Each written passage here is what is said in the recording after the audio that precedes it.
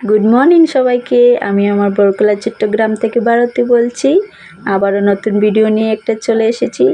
সকালে কাজকর্ম সেরে ছেলে মেয়েকে স্কুলে দিয়ে একটু দোকানে যাচ্ছিলাম। আর এখানে দেখো দোকানে যেতে যেতে অনেকগুলো ফুল দেখলাম। আর এদিকে কতগুলো ছাগল দেখো। আর এদিকে দেখো দোকানের চারিপাশে অনেকগুলো ফুল লাগিয়েছে, দেখতে কত ভালো লাগছে। আর এদিকে দেখো ছোটো ছোটো মুরগির বাচ্চা ওদের মার সঙ্গে ঘোরাফেরা করছে, কত ভালো লাগছে দেখতে। তো যাই হোক, দোকানে গিয়েছিলাম শ্যাম্পু আনার জন্য, শ্যাম্পু নিয়ে এসেছে। শ্যাম্পু করে ভালোভাবে মাথাটা আজকে ধুয়ে চান করে চলে এসেছি করে। চান করে এসে পুজো দিয়ে রান্না করে চলে গেলাম। এদিকে দেখো আমার তরকারিটা হয়ে গিয়েছে, ভাতও হয়ে গিয়েছে।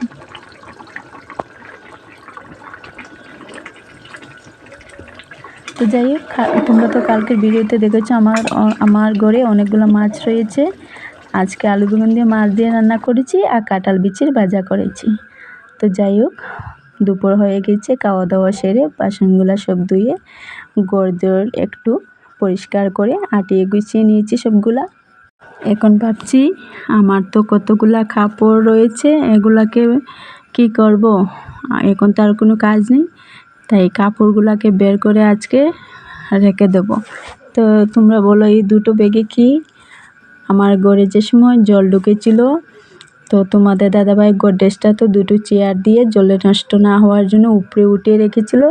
তো গডরেজটা একটু ভারী হয়েছিল, উঠতে তো পারবে না বলে আমি একটু কাপড়গুলো বের করে হালকা করে দিয়েছি। আর কাপড়গুলো দুটো ব্যাগে ভরে নিয়েছি। তো এই দুটো ব্যাগে কাপড়গুলো ভরেছি তো ঠিক আছে, কিন্তু ও দুটো ব্যাগ আমার খুব কাম দিয়েছে। অনেকগুলা কাপড় ব্যাগে রেখেছি, অনেকগুলা জায়গা হয়েছে। আর এদিকে ভাবছি এখন কাপড়গুলো আমি গডরেজে নিয়ে আবার ঠিকঠাক করে রেখে দেব।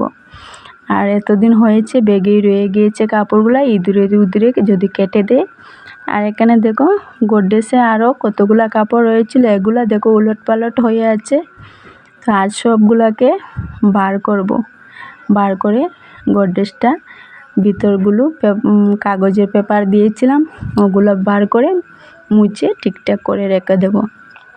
এদিকে দেখো ব্যাগে যতগুলা কাপড় রয়েছিল ওগুলা একটু একটু করে সব বার করেছি। বার করে আগে ভাবলাম ভাঁজ করে নিই সবগুলা কাপড়, তারপরে নিয়ে রেখে দেব। তো এইখানে একটা ব্যাগ থেকে বের করেছি, এখন রয়েছে আরেকটা।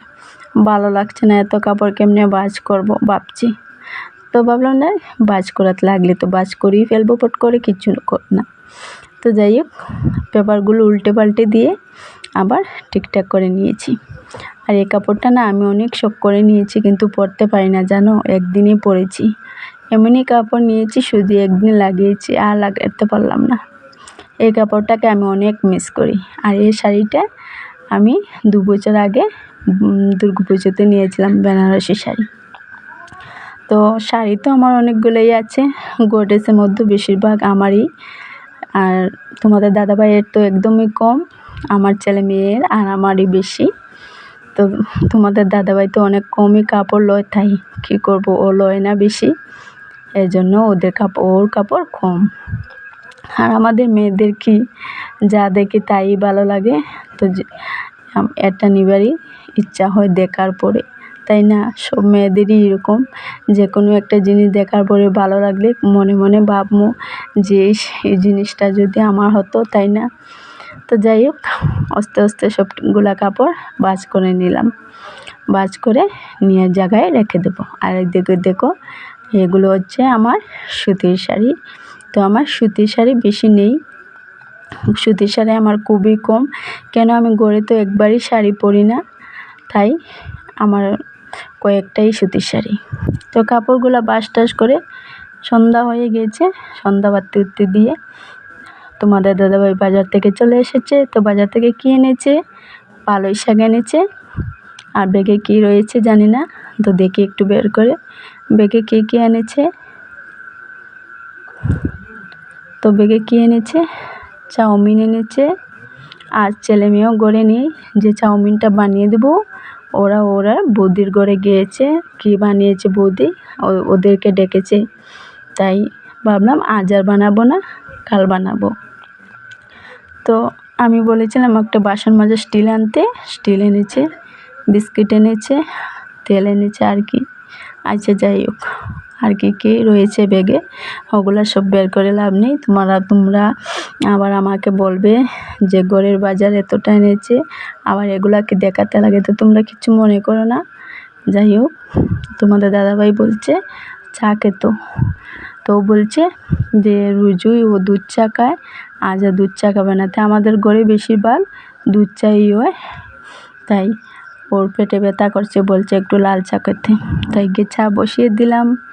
তো ভাবলাম ওকে যখন লাল চা দেবো, আমি আর এখন দুধ চা বানাবো না, আমিও একটু লাল চা বানিয়ে খেয়ে নেবো, এখন আর কিছু বানাবো না। তো চাটা বানিয়ে তোমাদের দাদাভাইকে নিয়ে দিয়ে আসবো, আর আমিও একটু খেয়ে নেব।